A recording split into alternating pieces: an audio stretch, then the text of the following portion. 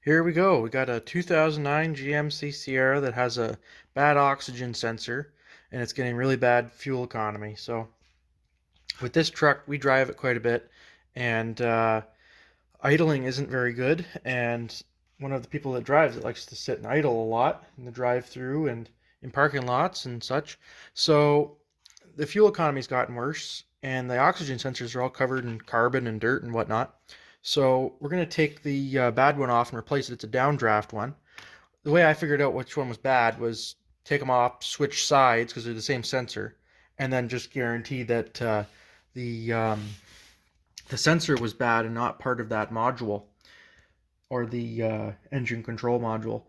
And the code switch from the driver's side, which is bank 1, sensor 2, to passenger side, like on this GMC Sierra, that's what the sides are. I don't know what it is for any other vehicles, which bank is which, but with this one, bank 1 is on the driver's side and bank 2 is on the passenger side. So when I switched the sensors, the code changed. I erased the code and it came back as the passenger side now. So we think it is the sensor that's the issue. So I'm gonna put the new one on, and I got a tool from Princess Auto. The socket, they didn't have the socket there. The one that looks like just a regular 7/8 socket with a slit cut in it, but this one's more like a crow's foot with a 3/8 drive hole on it. And yeah, this is made for removing the oxygen sensors. It's a 7/8 crow foot kind of. It's a funny looking thing. It's not all the way through, unfortunately. It's just on this side here.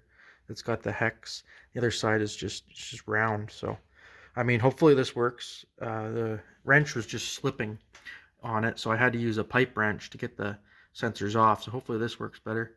If not, then go and try and find one of those socket style ones instead of this. But that's what's going on in this video.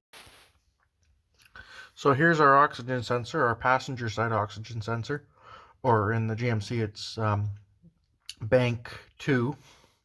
So I had this off with the pipe wrench because I didn't have the tool at the time, and it's kind of wrecked it a bit. It was still okay. I was able to get it back on nice and tight. But I just broke it free with that new tool, which worked a lot easier. It just slipped.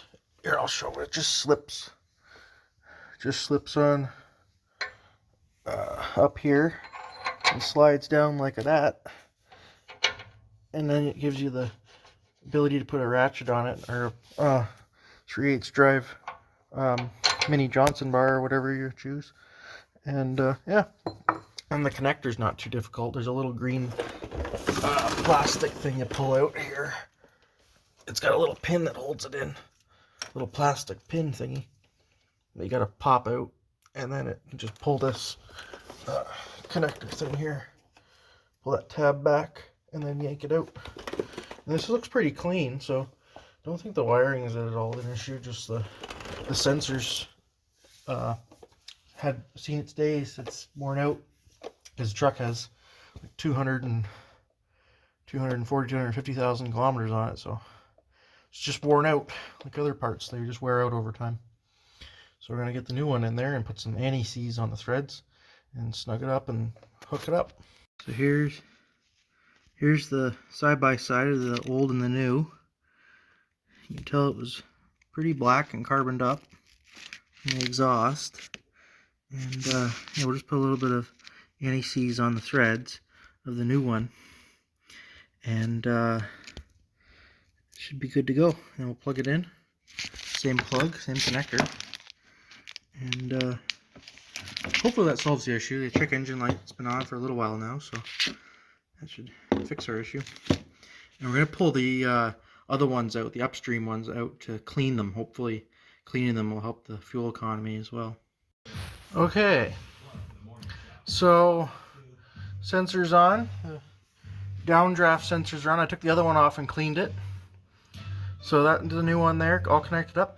I disconnected the old, or not the, I disconnected the old updraft ones as well. I cleaned them, and I put some anti-seize on the threads so it'll be easier to pull off next time if one of them fails.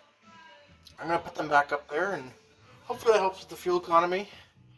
And that's all we're going to do for that. So our codes here, I don't know if I can get that to focus. It won't focus, but anyways, the code, since I switched the sensor, it switched from bank 1 over to bank 2. Because when it first popped up, it came up as O2 sensor, oxygen sensor, circuit high voltage. So it was coming up as bank 1 sensor 2, meaning it's bank 1, meaning it's the odd side. So on the odd side of the engine, you've got cylinders 1 through 5. So 1, 3, 5, oh, and 7, sorry. Yeah, brain fart there. 1, 3, 5, and 7, meaning odd side. And then on the passenger side, you've got 2, 4, 6, 8. And 2, 4, 6, 8 is bank 2, so the passenger side. So, as you, oh, I guess you can't really tell because it's blurry and it's backwards. The side that's showing up now, since I switched the sensors, is the opposite one.